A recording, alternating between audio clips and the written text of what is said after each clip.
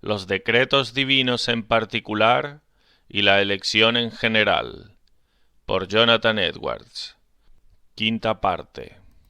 Fue debido a esta elección de Dios que el hombre Jesús no fue alguien de la raza corrupta de la humanidad, de manera que su libertad del pecado y condenación se debe al amor libre, soberano, electivo de Dios en él, al igual que en el resto de los hombres elegidos.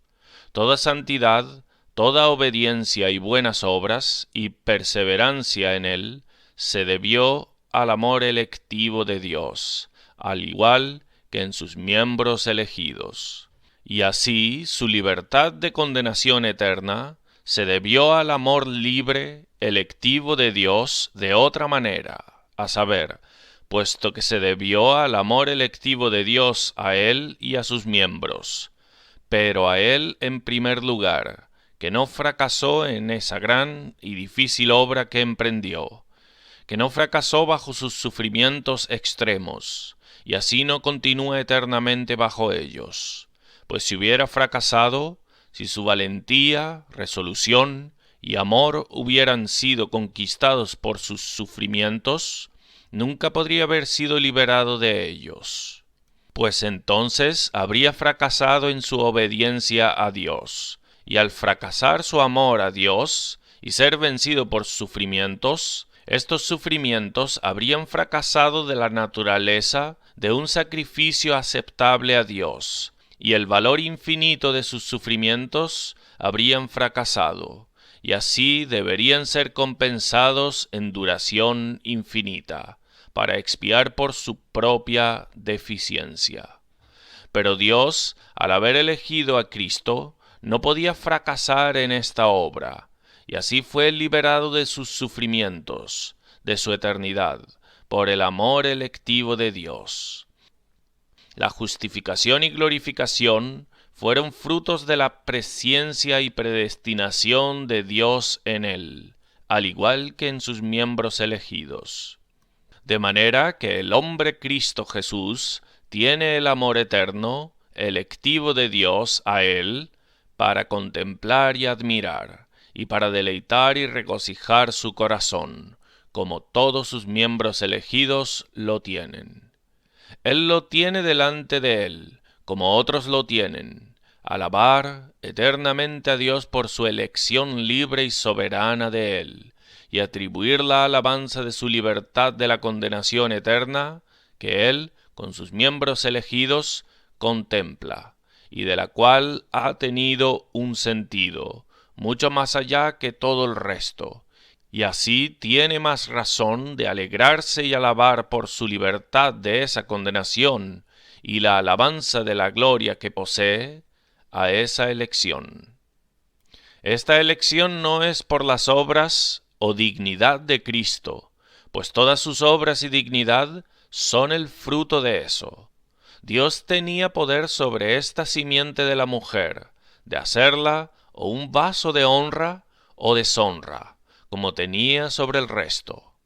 Cristo es, por motivo de eminencia, llamado el elegido de Dios, pues aunque otros hombres elegidos son por la elección distinguidos de la mayor parte de la humanidad, sin embargo ellos, en su elección, tienen aquello que es común a miles y millones, y aunque los ángeles elegidos son distinguidos por la elección de los ángeles que cayeron, sin embargo, son elegidos entre miriadas de otros.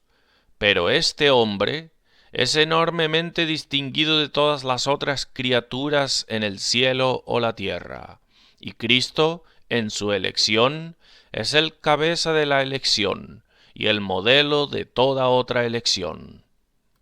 Cristo es el cabeza de todas las criaturas elegidas, y tanto ángeles y hombres son elegidos en él en algún sentido. Ejemplo, elegidos para estar en él. Se dice que todos los hombres elegidos son elegidos en Cristo. Efesios 1:4. La elección contiene dos cosas, a saber, presciencia y predestinación, que son distinguidas en el capítulo 8 de Romanos. Una es elegir personas para que sean de Dios, lo cual es una presciencia de ellos, y la otra, destinarlos a que sean conformados a la imagen de su Hijo, tanto en santidad como en bienaventuranza. Los elegidos son elegidos en Él con respecto a estas dos, en sentidos un tanto diversos. Con respecto a la presciencia o preconocimiento, somos elegidos en Él como Dios nos eligió, para ser realmente suyos en esta manera, a saber, por estar en Cristo, ser miembros de su Hijo. Esta es la manera en la que Dios determinó que realmente nos hiciésemos suyos.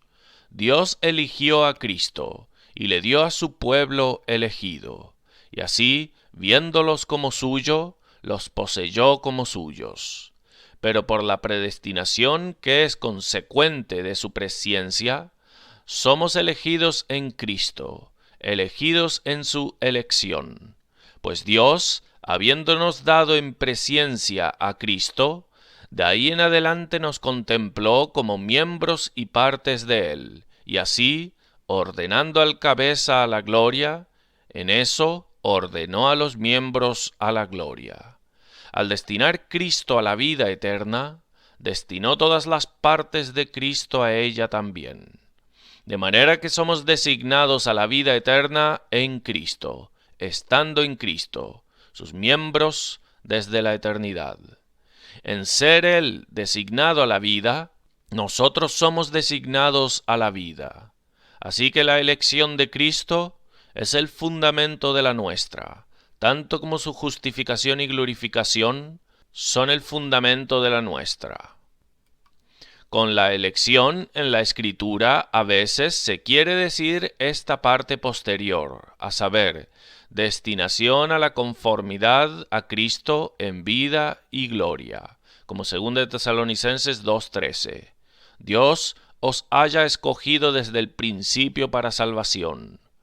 Y parece referirse principalmente a este sentido en Efesios 1, del 3 al 5, que nos bendijo con toda bendición espiritual en los lugares celestiales en Cristo, según nos escogió en Él antes de la fundación del mundo, para que fuésemos santos y sin mancha delante de Él, en amor, habiéndonos predestinado para ser adoptados hijos suyos por medio de Jesucristo, según el puro afecto de su voluntad. 2 Tesalonicenses 2:13. Pero nosotros debemos dar siempre gracias a Dios respecto a vosotros, hermanos amados por el Señor, de que Dios os haya escogido desde el principio para salvación, mediante la santificación por el Espíritu y la fe en la verdad. Con respecto de esta escritura, observa las siguientes cosas. Primero, la palabra traducida escogido es una palabra que significa elegir o seleccionar entre muchos otros. Segundo, que esta elección es dada como motivo del por qué esos difieren de los demás que no creen en la verdad, sino que se complacieron en la injusticia, como un ejemplo de la gracia distinguida de Dios. Y por eso el apóstol menciona que son elegidos. El ser elegidos como base de su santificación por el Espíritu y fe de la verdad. Tercero, el apóstol habla de ser elegidos a la salvación, como una base de su perseverancia, o el motivo por el cual nunca apostatarán, como aquellos de los que se refirió antes, por lo que fallaron de la salvación. Ve los versos anteriores, compara Hebreos 6:9. Cuarto, se refiere a ellos como elegidos así desde el principio. Ese lugar, Mateo 20, del 21 al 23, Él le dijo, ¿qué quieres? Ella le dijo, ordena que en tu reino se sienten estos dos hijos míos, el uno a tu derecha y el otro a tu izquierda. Les será dado a aquellos para quienes está preparado por mi Padre. Esto ofrece un argumento invencible a favor de la predestinación particular, personal. Es una evidencia que el apóstol, en el capítulo 9 de Romanos, no sólo se refiere a una elección y abandono de las naciones o sociedades públicas. Esa instancia que produce para ilustrar y confirmar lo que dice es el abandono de una persona particular, el faraón. Romanos 9:17. Así que es una instancia de la misericordia de Dios a una persona particular, Moisés. Cuando dice a Moisés, tendré misericordia del que yo tenga misericordia, y me compadeceré del que yo me compadezca, etc., las palabras citadas fueron usadas por Dios en ocasión y con relación de su misericordia a una persona particular, Moisés. Véase Éxodo 32:19. Y el lenguaje en ese verso y el siguiente es adaptado a personas particulares, como verso 16 y 18, y versos 22 y 23. Y el apóstol muestra claramente en los versos 27 y 29 que no es una elección de naciones o sociedades públicas, sino una distinción de algunas personas particulares de otras de la misma sociedad. Como fue una distinción de personas particulares en preservar algunos, cuando otros fueron destruidos por los ejércitos de Nabucodonosor, y en retornar algunos de la cautividad y dejar a otros. Esto no fue una demostración de misericordia a una sociedad pública en distinción de otra. Así, en el capítulo 10, del 4 al 5, donde el apóstol claramente continúa a hablar de la misma elección, no fue por una elección nacional o elección de alguna sociedad pública, por lo que Dios distinguió los 7,000 que había reservado, que no se habían arrodillado a Baal. Juan 6, 37, 49. Todo lo que el Padre me da, vendrá a mí, y el que a mí viene, no le echo fuera. Y esta es la voluntad del que me ha enviado, que todo aquel que ve al Hijo y cree en él, tenga vida eterna, y yo le resucitaré en el día postrero. ¿Qué es esto de ser dado a Cristo para ser resucitado a la vida eterna, sino la elección de personas particulares a la salvación? Y puesto que es la voluntad del Padre, que de todos los que le ha dado a Cristo no pierda a ninguno, esta elección debe ser tan absoluta como para asegurar su salvación. Aquí hay una referencia a Green's Friendly Controversies. Es clara y abundantemente enseñado en la Escritura que la elección no es por las obras, Romanos 9:11, para que el propósito de Dios, conforme a la elección, permaneciese, no por las obras, sino por el que llama, ninguno de ellos habiendo hecho ni bien o mal. Y Romanos 11, 5 y 6. Así también aún en este tiempo ha quedado un remanente escogido por gracia. Y si por gracia, ya no es por obras. De otra manera la gracia ya no es gracia. Y si por obras, ya no es gracia. De otra manera la obra ya no es obra. Segunda de Timoteo 1:9. Quien nos salvó y llamó con llamamiento santo, no conforme a nuestras obras, sino según el propósito suyo y la gracia que nos fue dada en Cristo Jesús, antes de los tiempos de los siglos. Ese lugar en Romanos 11:5 es una prueba invencible de la doctrina calvinista de la elección, y de la misma manera también ha quedado en el tiempo presente un remanente conforme a la elección de la gracia de Dios. Dr. Doddridge observa que lo mismo explica esto de tener gracia escogida, es decir, el Evangelio. Pero ese giro es muy antinatural y tampoco cabe en la frase, ni en la conexión con la cláusula anterior o con el siguiente verso, donde el apóstol comenta sus propias palabras. Si Dios en su providencia y también en su predeterminación no ordena de alguna manera cuáles serán las voliciones de los hombres, Él dependería tanto en gobernar el mundo como un marinero habilidoso en gobernar su barco, en atravesar un océano turbulento, tempestuoso, donde se encuentra constantemente y por todo el viaje con cosas que agitan el barco, y tiene mucha influencia en sus movimientos, y le son tan contrarias y penosas que está obligado a acomodarse de la mejor manera que pueda.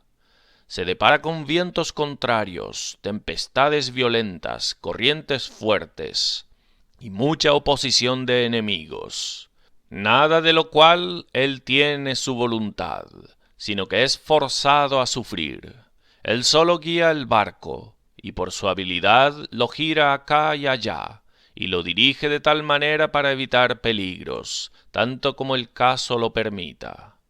Como esa objeción en contra de la elección de la que el apóstol habla en sus epístolas, como una elección por la cual los tales deberían ser distinguidos de que ciertamente serían salvos al final, a saber, que muchos de esos que el apóstol llama elegidos en Cristo, etc., realmente se volvieron en apóstatas, lo que el doctor Doddridge observa en su nota, en Efesios 1:4, puede ser una respuesta suficiente. El apóstol habla de sociedades enteras en general consistiendo de santos y creyentes, porque ese era el carácter predominante, y tenía motivo en el juicio de la caridad de creer que la mayor parte eran tales.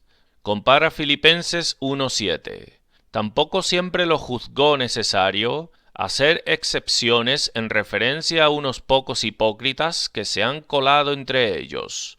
No más que Cristo lo juzgó el hablar así de Judas como excluido, cuando menciona los 12 tronos de juicio en los cuales los apóstoles se sentarían. Mateo 19:28. Muchos tienen una noción a respecto de algunas cosas en la religión, y en particular a respecto de la predestinación, que si fueran verdad, aún así no es lo mejor que fuesen reconocidas. Pero muchas razones pueden ser ofrecidas contra esta noción. Lo que el diablo hizo para afligir a Job fue el ejercicio y fruto de su disposición diabólica, y sus actos en eso eran diabólicos. Y sin embargo, es muy aparente que esos actos y efectos del diablo hacia Job fueron designados por la sabiduría infinita para fines santos, pero no realizada por Dios de ningún otro modo sino por permisión. Hubo muchas promesas absolutas de antaño, que la salvación realmente sería realizada, y que sería de mucha extensión, o que se extendería a muchas multitudes de la humanidad, como que la simiente de la mujer le herirá la cabeza a la serpiente. Génesis 22:18. En tu simiente serán benditas todas las naciones de la tierra, por cuanto obedeciste a mi voz. Salmo 22:30. La posteridad le servirá. Esto será contado de Jehová hasta la postrera generación. Isaías 53:10. Verá su simiente. Salmo 2:8. Pídeme, y te daré las naciones como herencia tuya, etc. Salmo 110. Siéntate a mi diestra hasta que ponga tus enemigos por estrado de tus pies. Tu pueblo se te ofrecerá voluntariamente en el día de tu poder. E innumerables otros. Y si hubo promesas absolutas como estas, entonces había propósitos absolutos de eso, pues aquello que es sincera y absolutamente prometido, es con un propósito absoluto de cumplir la promesa. Pero ¿cómo puede planearse que haya un propósito absoluto, determinado, infalible, inmutable, que Cristo realmente salvase vastas multitudes de la humanidad, y sin embargo no ser absolutamente propuesto que salvase ninguna persona singular, sino que con respecto a cada alma individual, esto fue dejado indeterminado por Dios, para ser determinado por la voluntad contingente del hombre, que puede determinar por la salvación o en contra de ella, sin haber nada que lo deje como algo imposible a respecto de cualquiera, de que su voluntad finalmente no lo determinaría en su contra? Observa que estas profecías no son meramente predicciones, sino que son de la naturaleza de promesas, y a menudo llamadas así, que ha prometido por la boca de todos sus santos profetas desde el principio del mundo, etc. Dios se ocupa de cumplir sus propias promesas, pero según este esquema, no es Dios quien cumple estas promesas, sino los hombres, dejados a sí mismos, a que sus voluntades contingentes las cumplan. La voluntad del hombre, que Dios no determina, se determina a sí misma en exclusión de Dios. Todas las promesas de Dios son sí y amén, y Dios mismo hace que sean así. Él se ocupa de ese asunto. Con respecto a la gran objeción, que esta doctrina supone parcialidad en Dios, y le es muy deshonroso, por ser muy contrario a la benevolencia extensiva y universal de Dios a sus criaturas, puede ser mostrado que las nociones y principios arminianos en este asunto llevan directamente al deísmo, y que en estos principios es totalmente imposible responder a las objeciones de Tyndall en contra de la religión revelada, especialmente en su capítulo 14. Además, parcialidad injustificable no es imputable a una soberanía distribuyendo sus favores, aunque sean tan desiguales, a menos que sea hecho imprudentemente, y así también como para infringir el bien común. Dios tiene consideración de condiciones en sus decretos, puesto que considera una orden sabia y conexión de cosas. Tal es su sabiduría en sus decretos y todos sus actos y operaciones, que si no fuera por una conexión sabia considerada, muchas cosas no serían decretadas. Una parte del sistema sabio de eventos no habría sido decretada, a menos que otras partes hubiesen sido decretadas, etc. Dios en el decreto de elección debe ser justamente considerado como decretando la felicidad eterna de la criatura, antecedente de la previsión de cualquier buena obra, en un sentido en que en la reprobación no decreta la miseria eterna de la criatura, antecedente de cualquier previsión de pecado, porque la existencia del pecado es supuesta en primer lugar a fin del decreto de la reprobación, que es que Dios glorificará su justicia vindicativa.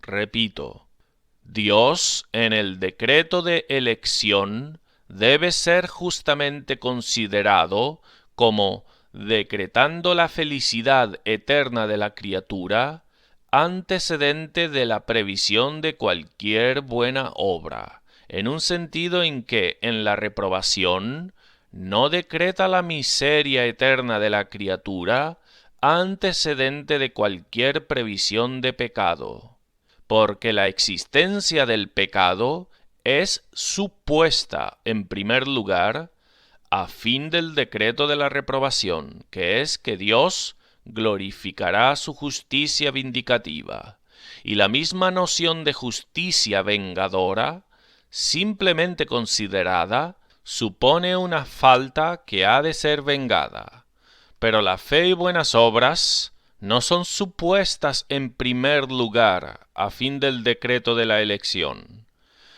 Las primeras cosas en orden en este decreto son que Dios comunicará su felicidad y glorificará su gracia, pues estas dos parecen estar coordinadas, pero en ninguna de estas la fe y buenas obras son supuestas, pues cuando Dios decreta y busca comunicar su propia felicidad en la felicidad de la criatura, la noción de esto, simplemente considerado, no supone o implica nada de fe o buenas obras, ni la noción de la gracia en sí supone tal cosa. No se sigue necesariamente por la misma naturaleza de la gracia o la comunicatividad de su propia felicidad que deba haber fe y buenas obras. Esto es sólo una manera cierta del designio de la sabiduría de Dios, en que hará que los hombres participen de su gracia. Pero sin embargo, Dios está lejos de haber decretado la condenación por una previsión de obras malas, en el sentido de los arminianos, como si Dios en este derecho propiamente dependería del acto pecaminoso de la criatura, como un evento, el acontecimiento de lo cual primariamente depende de la determinación de la criatura, de manera que la determinación de la criatura en este decreto puede propiamente ser visto como antecedente a la determinación de Dios, y de la cual su determinación es consecuente y dependiente. Lo que teólogos quieren decir con anterior y posterior en el asunto de los decretos de Dios no es que uno es antes que el otro en el orden del tiempo, pues todos lo son desde la eternidad, sino que debemos concebir la perspectiva o consideración de un decreto antes que otro, en tanto que Dios decreta una cosa por respeto a otro decreto que ha hecho. De manera que un decreto debe ser concebido como base de otro, o que Dios decreta uno por motivo de otro, o que Él no decretaría uno si no hubiera decretado ese otro.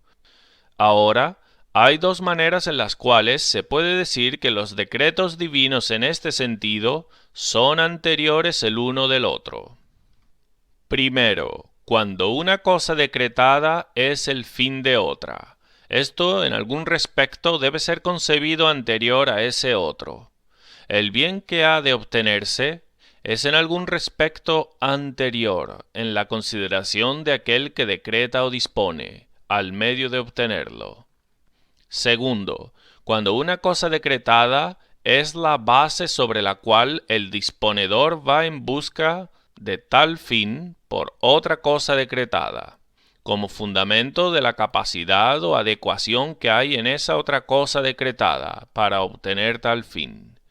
Así, la pecaminosidad del reprobado es la base sobre la cual Dios sigue en determinar glorificar su justicia en el castigo de su pecaminosidad, porque su pecaminosidad es el fundamento de la posibilidad de obtener ese fin por tales medios.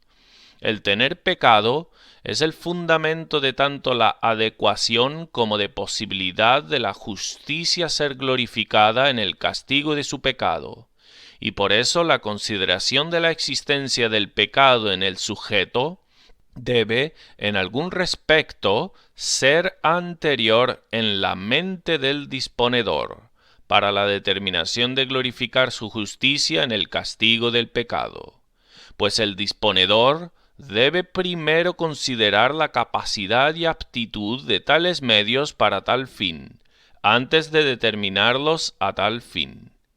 Así, Dios debe ser concebido como primero considerando la crueldad de Adoni-Bezek, al cortarle los pulgares y dedos gordos de los pies de 7,000 reyes, como aquello que había de suceder antes que él decretara glorificar su justicia al castigar esa crueldad cortándole a él sus pulgares y dedos gordos de los pies. Pues Dios, en este último decreto, hace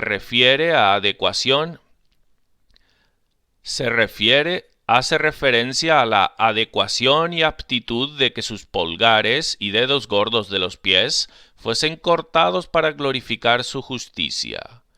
Pero esta aptitud depende de la naturaleza de ese pecado que fue castigado.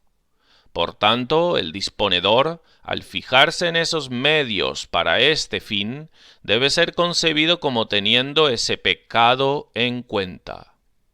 No solo Dios debe ser concebido como teniendo algún fin en consideración antes que determina los medios para ese fin, sino que él debe también ser concebido como teniendo una consideración de la capacidad o aptitud de los medios para obtener el fin antes de fijarse en los medios. Estos dos, en respectos diferentes, se puede decir que son anteriores a los medios decretados para tal fin en la mente del disponedor. Los dos, en diferentes respectos, son la base o motivo de la designación de los medios. El fin es la base o motivo de la designación de los medios, y también la capacidad y aptitud de medios para el fin es la base o motivo de esta designación para tal fin. Entonces, ambos, el pecado del reprobado y también la gloria de la justicia divina, puede decirse propiamente que son antes del decreto de condenar al reprobado. El decreto de la condenación puede propiamente decirse que en diferentes respectos es por motivo de estos dos, y que Dios no habría decretado la condenación del pecador si no hubiera sido por la consideración que tuvo tanto al uno como al otro. Ambos pueden propiamente considerarse como la base del decreto de la condenación. La vista de la pecaminosidad del reprobado debe ser, en algún respecto, anterior en el decreto, al decreto de Dios de glorificar su justicia en castigar la pecaminosidad de ellos.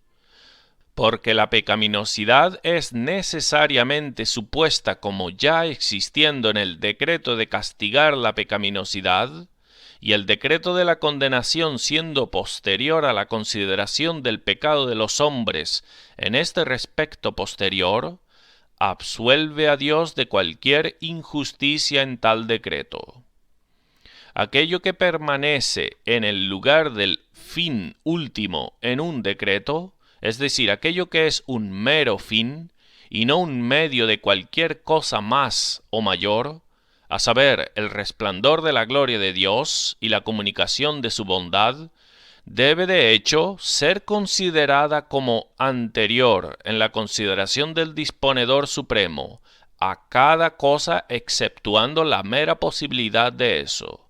Pero eso debe en algunos respectos ser concebido como anterior a eso, porque la posibilidad es necesariamente supuesta en su decreto. Pero si descendemos más que del fin mayor, si bajamos a otros eventos decretados, que no son puros fines, sino medios para obtener ese fin, entonces debemos necesariamente introducir más cosas, como en algún respecto anterior, en la misma manera que la mera posibilidad es en este mayor decreto. Porque más cosas deben necesariamente ser supuestas o consideradas como existiendo en el decreto, a fin de que esas cosas que son decretadas puedan llegar al fin para el cual son decretadas. Más cosas deben ser supuestas para una posibilidad de estas cosas sucediendo como subordinadas a su fin, y por tanto permanecen en el mismo lugar en estos decretos inferiores como la posibilidad absoluta en el decreto del mayor fin. La justicia vindicativa de Dios no ha de considerarse como puro o último fin, sino como un medio para ese fin. De hecho, la glorificación de Dios de su justicia, o más bien su glorificación de su santidad y grandeza, tiene el lugar de un puro y último fin, pero su glorificación de su justicia en castigar el pecado o en ejercer justicia vindicativa, lo cual es lo mismo, no ha de considerarse como un puro o mero fin, sino una manera cierta o medio de obtener un fin. La justicia vindicativa no ha de ser considerada como un atributo cierto, distinto, que ha de ser glorificado, sino como una manera cierta y medio para la glorificación de un atributo. Cada manera distinta de Dios glorificar o ejercer un atributo puede también llamarse un atributo distinto como éste. No es sino darle un nombre distinto, y por eso podemos multiplicar atributos sin fin. La consideración de la glorificación de la justicia vindicativa como un mero fin ha llevado a grandes tergiversaciones y expresiones inapropiadas e infelices sobre el decreto de la reprobación. De ahí la glorificación de la justicia vindicativa sobre tales personas particulares ha sido considerada como completamente anterior en el decreto a sus pecaminosidades, sí, a sus mismos seres, mientras que es sólo un medio a un fin. Esas cosas que son necesariamente presupuestas para la aptitud y posibilidad de este medio de obtener el fin, deben ser concebidas como anteriores.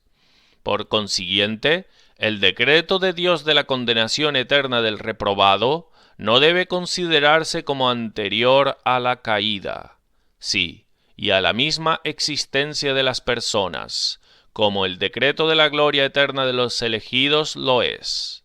Pues la glorificación de Dios de su amor y comunicación de su bondad permanecen en el lugar de un puro y último fin, y por eso es anterior en la mente del disponedor eterno a la misma existencia del sujeto, y a cada cosa menos la pura posibilidad. La bondad de Dios da tanto la existencia como la felicidad de la criatura, y no las presupone. De hecho, la glorificación de la misericordia de Dios, puesto que presupone que el sujeto es miserable, y la glorificación de su gracia, puesto que presupone que el sujeto es pecaminoso, indigno y desmerecido, no deben considerarse como fines últimos, sino sólo como maneras y medios ciertos para la glorificación de la suma abundancia y plenitud desbordante de la bondad y amor de Dios.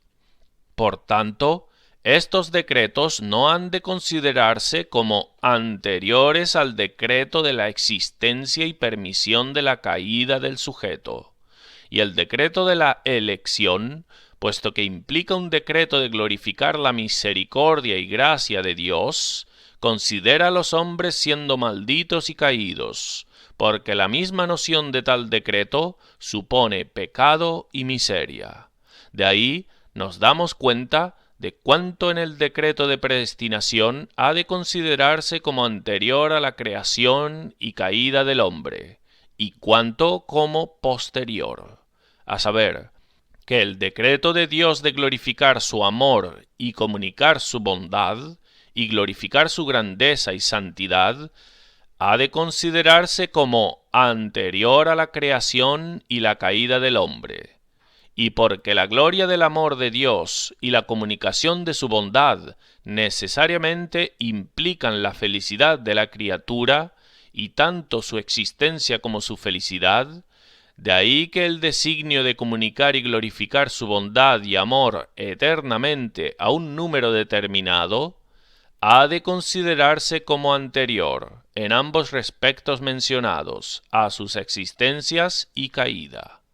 Pues tal designio en su noción no presupone ninguno. Pero nada en el decreto de reprobación debe ser visto como antecedente en uno de esos respectos a la existencia y caída del hombre, sino sólo a ese decreto general de que Dios glorificará su justicia, o más bien su santidad y grandeza, que ni supone sus existencias ni sus pecaminosidades. Pero lo que sea que haya en este decreto del mal a sujetos particulares, ha de considerarse como consecuente del decreto de su creación y permisión de su caída. Y de hecho, aunque todo lo que hay en el decreto de la elección, todo lo que respecta al bien de los sujetos, no sea posterior a la existencia y caída de los hombres, sin embargo, ambos, el decreto de la elección y del rechazo o reprobación, como ha sido puesto, debe ser considerado como consecuente de los decretos a respecto de la creación y caída, pues ambos decretos respectan a esta distinción o discriminación que es hecha realmente después entre los hombres en la ejecución de estos decretos. De ahí la llamada eficaz, al ser la propia ejecución de la elección, es a veces llamada en la Escritura elección, y el rechazo de los hombres en el tiempo es llamado reprobación. Por tanto, los decretos de elección y reprobación deben ser vistos como empezando ahí, donde la distinción actual empieza, porque la distinción es implicada en la noción de esos decretos, y por tanto, todo lo que sea anterior a esta distinción actual, su previsión y el decreto al respecto, o ese estado que era común, o en el que eran indistinguibles, la previsión de eso o el decreto al respecto debe ser considerado en algún respecto como anterior al decreto al respecto de la distinción, porque todo lo que hay antes es supuesto o visto como ya puesto en el decreto. Pues ese es el decreto, a saber, hacer tal distinción entre aquellos que estaban en tal estado común. Y esto es conforme a las representaciones de la escritura de esos decretos. Juan 15:19. No sois del mundo, antes yo os elegí del mundo, por eso el mundo os aborrece. Véase también Ezequiel 16 del 1 al 8.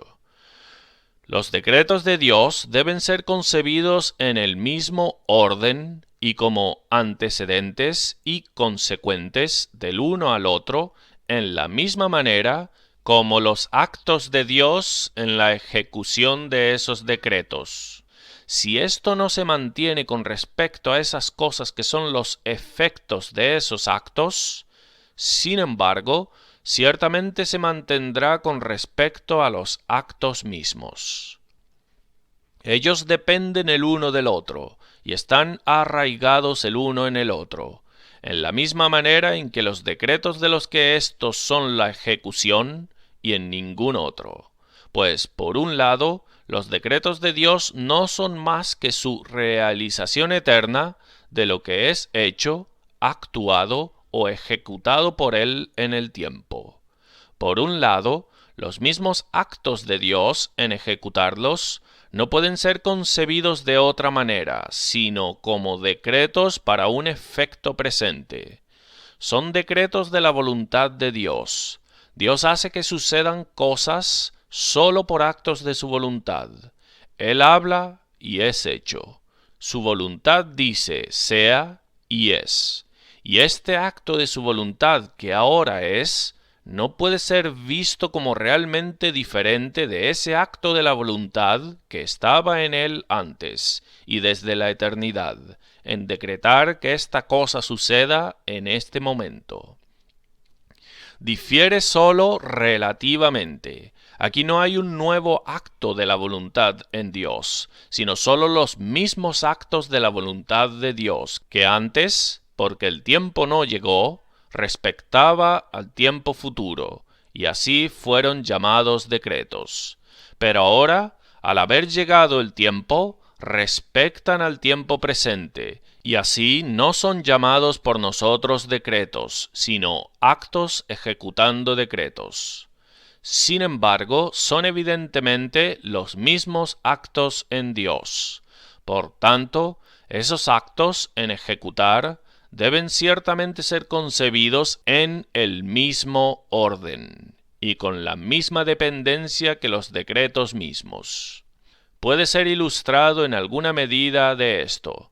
El decreto de Dios o la voluntad de Dios decretando eventos puede ser representado como una línea recta de longitud infinita que va desde toda la eternidad pasada y termina en el evento. El último punto en la línea es el acto de la voluntad de Dios en llevar a cabo el evento, y en ninguna manera difiere de todos los otros puntos a lo largo de la longitud infinita de la línea. En ningún otro respecto sino en este, que este último punto está al lado del evento. Esta línea puede ser representada en movimiento, pero aún así siempre mantenida paralela así. El final de acá de la línea, por su movimiento, describe eventos en el orden en el cual suceden, o al menos representa los actos de Dios en llevar los actos a cabo en su orden y dependencia mutua, antecedencia y consecuencia.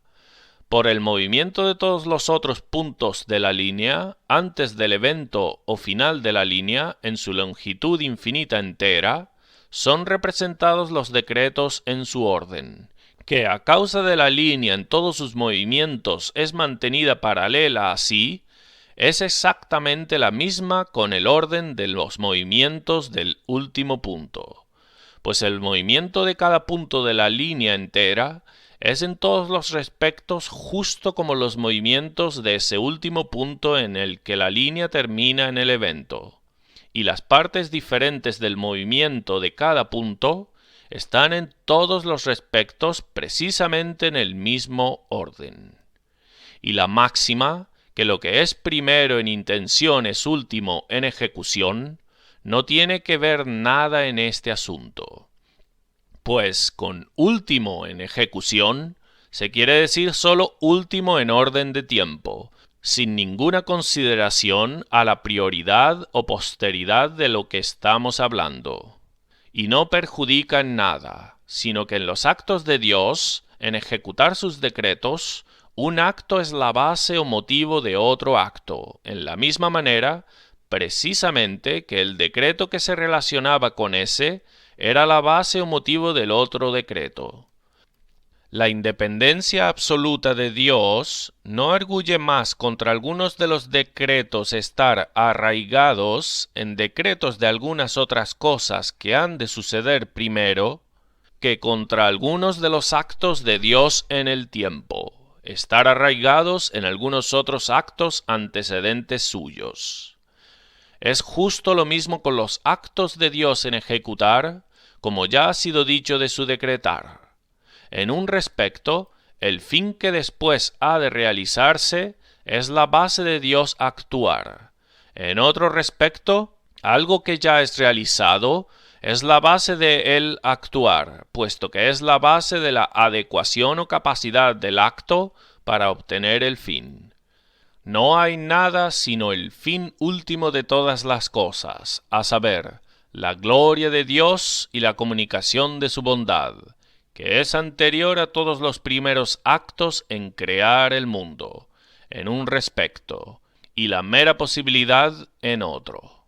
Pero con respecto de actos posteriores, otros fines son anteriores en un respecto, y otros actos precedentes son anteriores en otro, justo como lo he mostrado respecto de los decretos de Dios.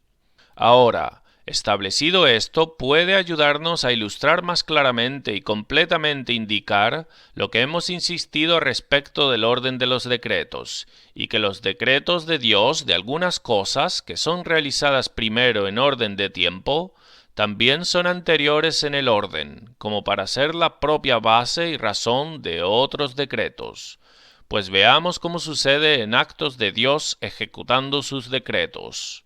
¿Alguien negará que el acto de Dios en galardonar la justicia es basada en un acto anterior en él dar su justicia?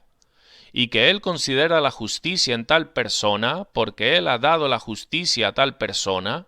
¿Y que porque este acto posterior necesariamente supone el acto anterior precedente? Entonces, de la misma manera, el decreto de Dios en determinar galardonar la justicia es basado en un decreto antecedente de dar la justicia, porque el decreto anterior necesariamente supone el decreto posterior y lo implica en su misma noción. Entonces, ¿quién negará sino que el acto de Dios en castigar el pecado es basado en lo que Dios con antecedencia ha hecho en permitir el pecado o permitir que suceda? Porque lo anterior necesariamente supone el posterior, y por eso la permisión real del pecado es anterior en el orden de la naturaleza a su castigo. Así que cualquier acto precedente de Dios es, en cualquier respecto, base y razón de otro acto subsiguiente.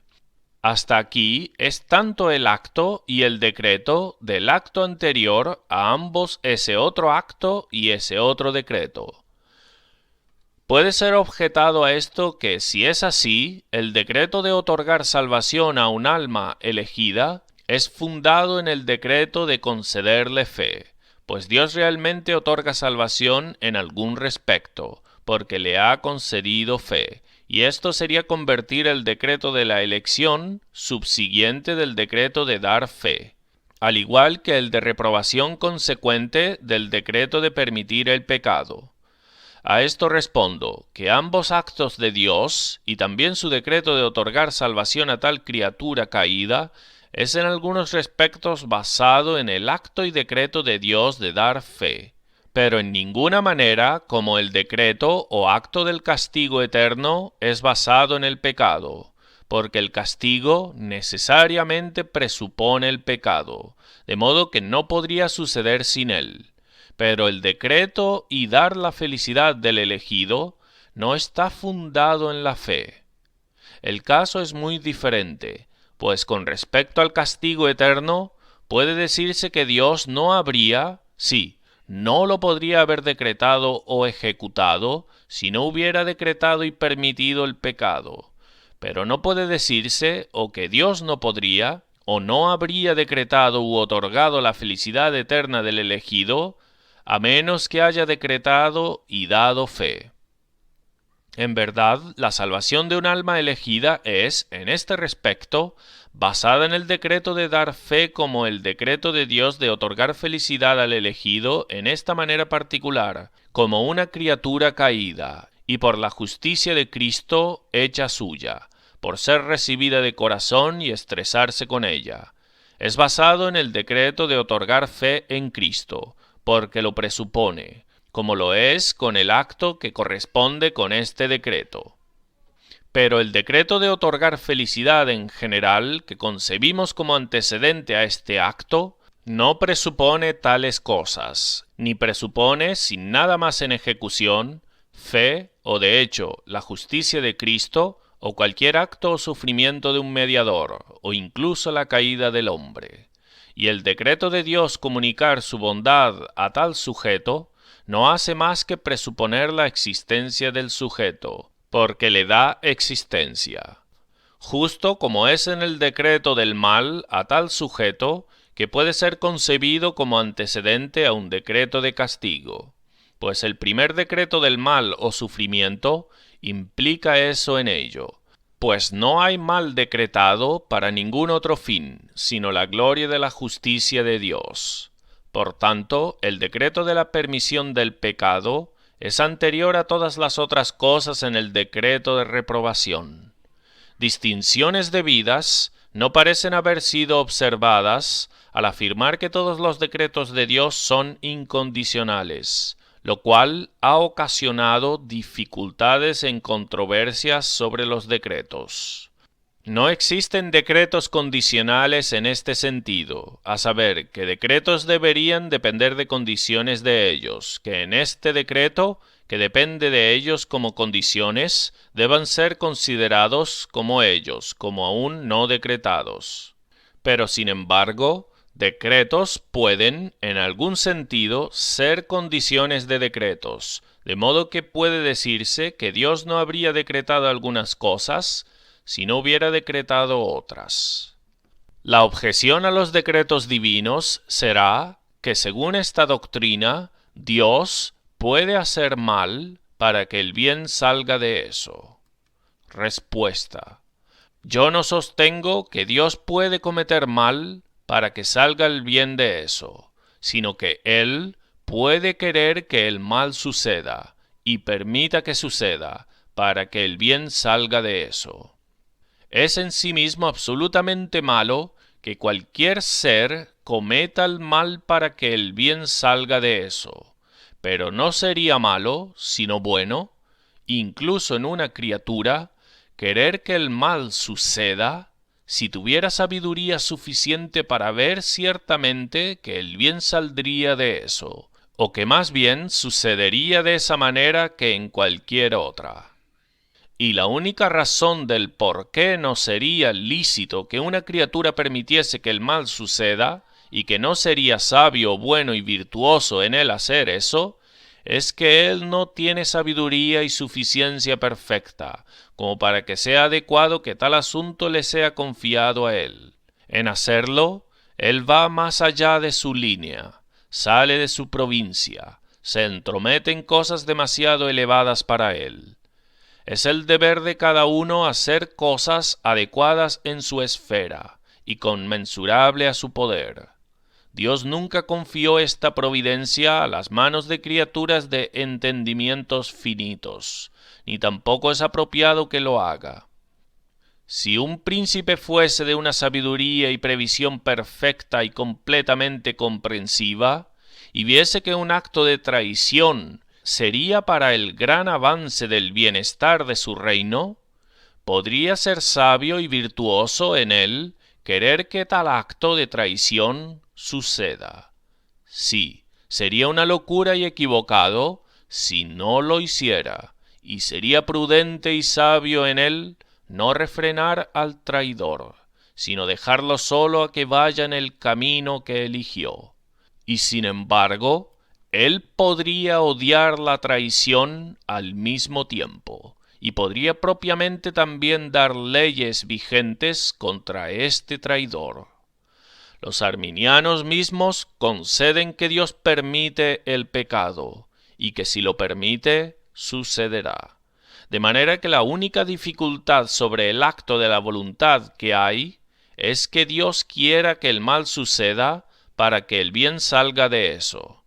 Pero es demostrablemente verdadero que si Dios ve que el bien saldrá de eso, y más bien que de lo contrario, de manera que cuando la serie entera de eventos es vista por Dios y todas las cosas equilibradas, la suma total del bien con el mal es mayor que sin él, al ser sustraído todo lo que necesita ser sustraído y añadido todo lo que ha de añadirse.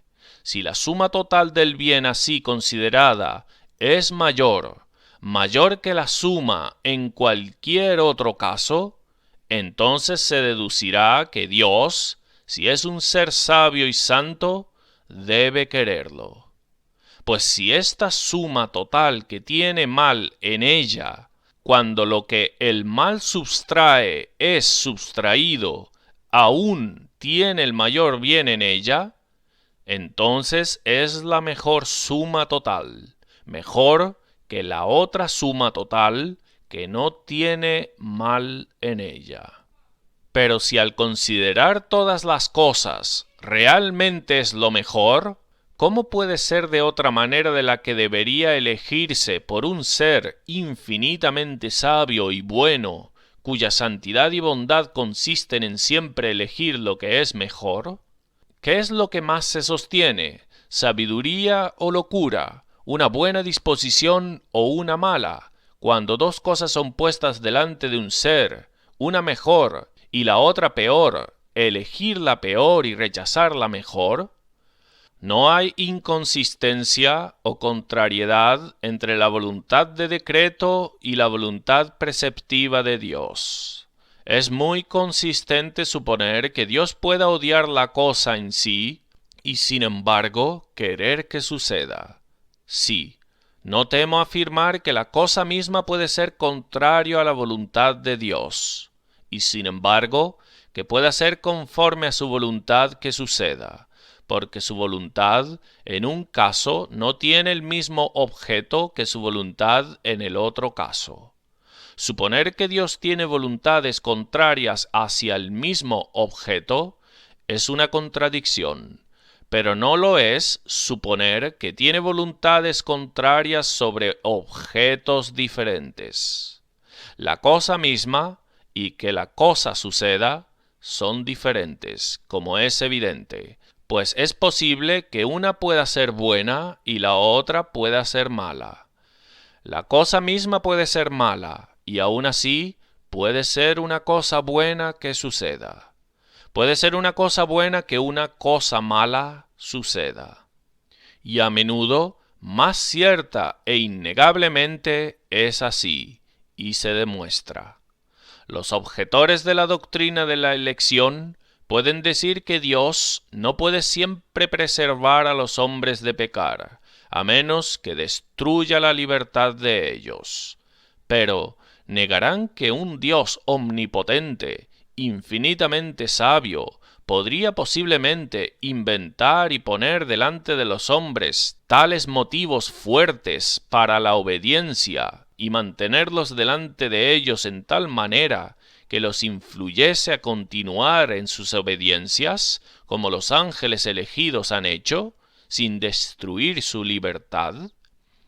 Dios lo ordenará así, que los santos y ángeles en el cielo nunca pecarán, y por eso se deduce que su libertad es destruida y que ellos no son libres sino forzados en sus acciones.